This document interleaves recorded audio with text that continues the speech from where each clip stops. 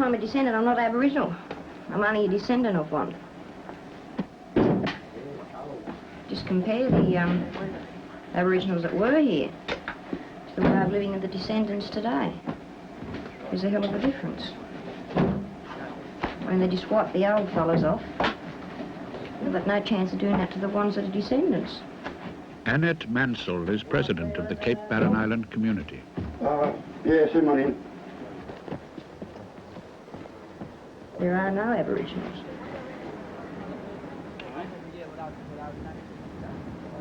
And there's not much in any of us. There's probably I don't even think there's a half caste in Tasmania. I think it goes from the quarter to the 1/8 and what have you down that way.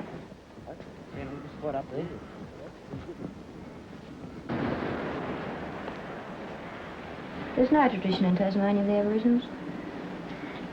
I don't think you can find any half caste, quarter caste or any caste in Tasmania that talk the Aboriginal language, in Tasmania that is.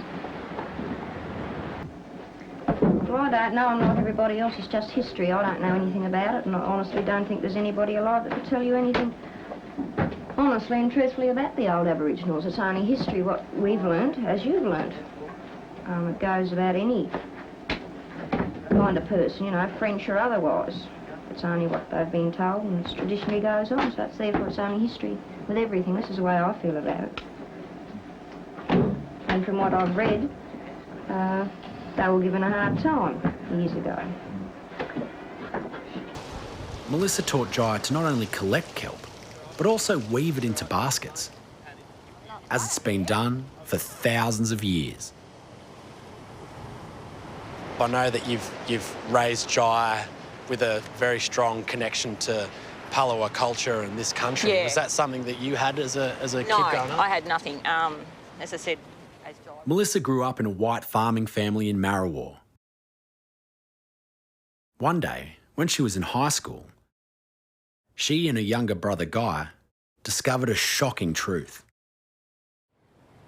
We got called into the office at high school and something was said about Aboriginal people, paperwork, and we came home and Dad told us that my mum was only my stepmum.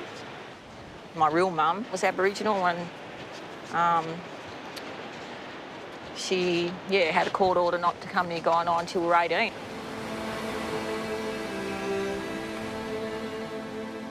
So your family kept a secret the whole time? A secret the whole time. Why's that?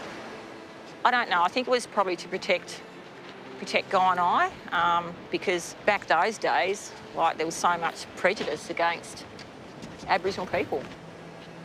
So there was a concern that if the community knew that you had Indigenous... But the whole time, the whole time when I was growing up, everybody knew. They knew from the time that I was a baby. So the community knew? Yeah. It was the whole community's secret? Yes.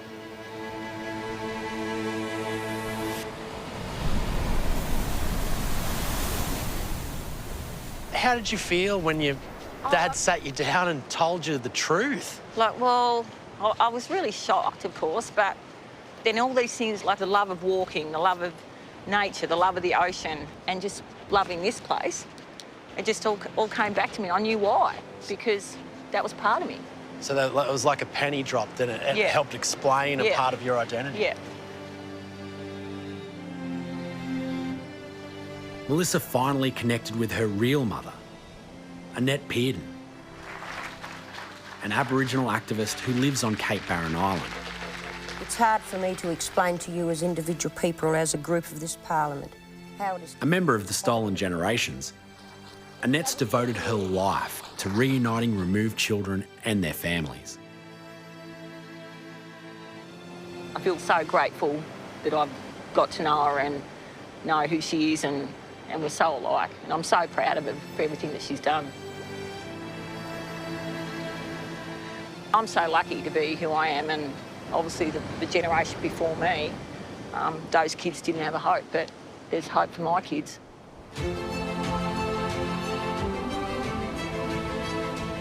I'm blown away with how Melissa's made peace with her past and her determination to create a better future for the next generation.